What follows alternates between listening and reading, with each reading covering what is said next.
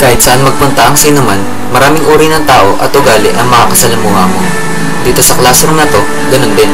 Iba't ibang ugali, kakayahan, strengths and weaknesses kumbaga.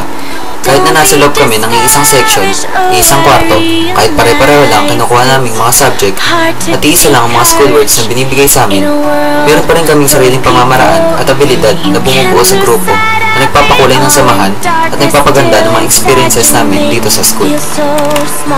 But I see your true colors shining through.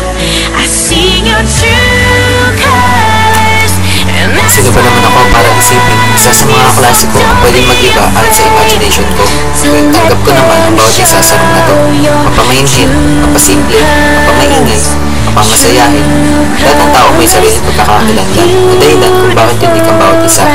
Sa uli, ang mahalaga ay yung mga pagsasamang nabubuo dahil sa mga pagkakaiba na to. Ako, tahimik lang ako. Wala akong masyadong nasasabi kung di naman talaga kailangan.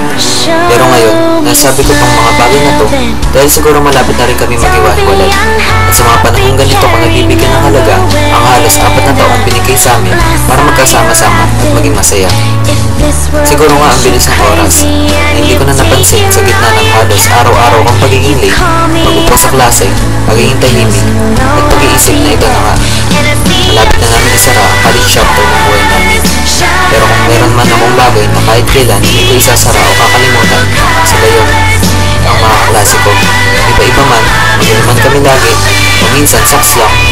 Kami to, at ito ang bumubuo sa BIT42. Lahat ng tao may individuality. Kasi ako naging parte ng individuality at unity ng BIT42.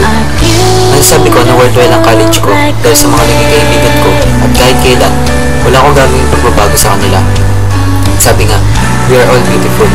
Ako nga pala si Reynald po, now signing off.